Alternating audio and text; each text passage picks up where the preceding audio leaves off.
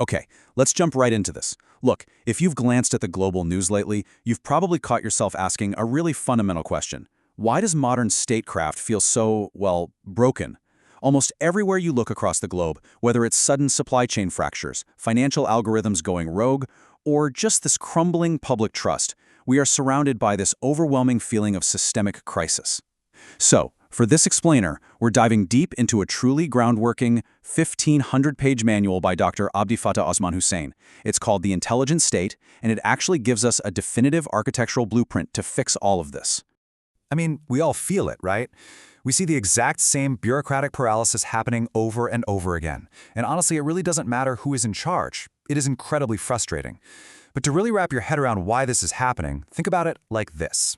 Imagine trying to run the absolute heaviest, most complex, cutting-edge modern applications on a super outdated, incredibly slow computer operating system from like decades ago. What happens? The computer freezes, it crashes, and ultimately it just fails. And it's not because the new software is bad, it's because the underlying architecture literally cannot handle the load. That is exactly what we're watching happen to our modern governments. And that perfectly sets up the core thesis of Dr. Hussein's work. He states, quite bluntly, we are living through an invisible structural collapse. I want to be super clear on this point right out of the gate. This explainer isn't about blaming bad politicians. It's not about a lack of funding, and it's certainly not about right versus left ideologies. It is about a mathematical certainty of architectural failure. We are living through a profound structural misalignment between the wildly complex environment we live in and the outdated institutions we're trying to use to govern it. So, to figure out how we actually rebuild our future, here is our roadmap for today. We're going to cover 1. The complexity gap. 2. Two dangerous illusions. 3. Governance as information. 4. The digital architecture. And finally, 5. The new social contract. Let's get started. All right, first up is Section 1, the complexity gap. Basically, a massive systemic mismatch. Think about this contrast for a second. The entire structural blueprint of modern public administration was explicitly designed back in the 19th century. I mean, it was built for linearity. It was built for isolated silos and slow paper-driven compliance. And hey, that worked great for the slow, predictable industrial era. But our 21st century reality? It is exponential, it's hyper-connected, and it is deeply volatile. Global supply chains and digital networks simply do not respect traditional departmental boundaries. The modern state is practically blind to this hyper-complex reality because it's still trying to process information in slow, disconnected, isolated batches. To explain exactly why this fails mathematically, the source material leans on a foundational rule of cybernetics. It's called Ashby's law of requisite variety. Now, that sounds intimidating, but in simple terms, it just means a control system has to possess at least as much internal variety as the environment it's trying to govern. Going back to our software analogy, you just cannot manage a rapidly changing, insanely complex environment using a simple, rigid, static set of rules. When a low-variety institution tries to manage a high-variety world, it just breaks. And that breakage leads directly to something called the institutional death spiral. So when linear bureaucracies hit problems they literally can't comprehend, their default setting is self-preservation. That looks like strategic inaction. It looks like deferring decisions to endless committees, basically avoiding any and all risk. But because the underlying problem is being ignored, it metastasizes into a full-blown crisis. Finally, when it becomes impossible to ignore, the state panics. They trigger this massive, wildly expensive emergency response that usually only treats the surface symptoms and actually ends up causing compounding, unintended consequences across the entire system. We literally see this cycle playing out every single day. So how do we usually try to fix it? Well, that brings us to Section 2, dangerous illusions and the myths we absolutely have to abandon.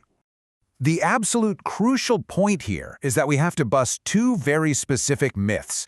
Myth number 1 is individual heroism. This is the whole idea that if we just elect the right charismatic savior, our failing systems will magically be rescued. But honestly, heroism is a symptom of market failure. Relying on extraordinary personalities just makes an institution incredibly fragile. True resilience should never depend on one single person. Then there's myth number 2, the digital band-aid. This is that naive belief that if we just slap some advanced off-the-shelf corporate IT, like fancy AI dashboards, onto broken, isolated bureaucratic silos, it'll suddenly make the state smart. It absolutely doesn't. All it does is automate the friction, speeding up the exact rate at which an obsolete system makes massive mistakes.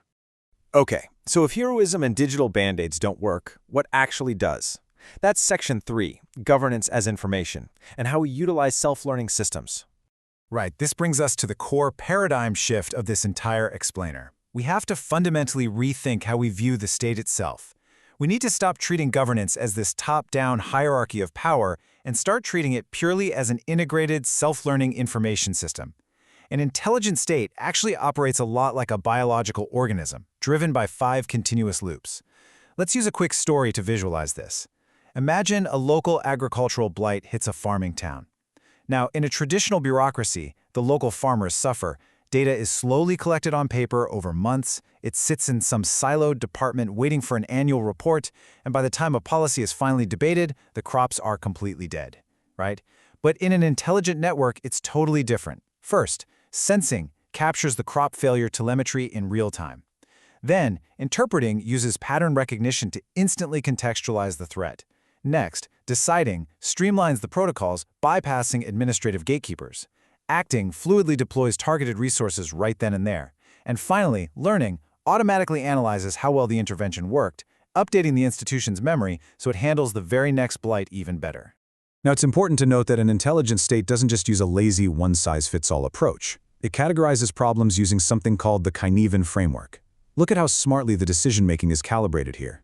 Simple problems? They just get standard rules. Complicated problems get expert analysis.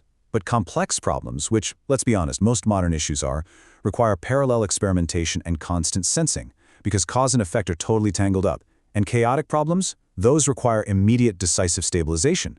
By hard-coding this matrix directly into its operations, the state prevents that fatal error of trying to apply slow, complicated bureaucracy to a fast-moving, complex crisis. All right, enough theory. Let's actually get into the engineering schematics. Section 4, Digital Architecture, the real backbone of statecraft. Dr. Hussein doesn't just leave us with concepts. He provides the hard structural blueprint required to actually build this thing. This 4-part digital stack is literally the foundation of 21st century statecraft. First up, you have the Digital Governance Operating System, or DGOS. This is a real-time, interoperable data ledger that completely nukes those isolated ministerial silos. Data just flows dynamically across one unified fabric. Second is CIDS, the Constituency Intelligence Systems.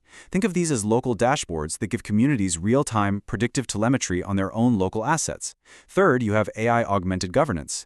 This creates a partnership where AI handles the heavy lifting of massive pattern recognition, but, and this is key, human leadership retains absolute moral and ethical judgment. And fourth, the Capability Flywheel. This permanently cures institutional amnesia because it tracks every single intervention, learns from the failures, and hard-codes that operational wisdom right back into the system for decades to come.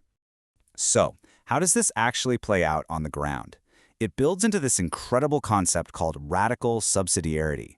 Look, in a highly complex world, centralization is just a fatal bottleneck.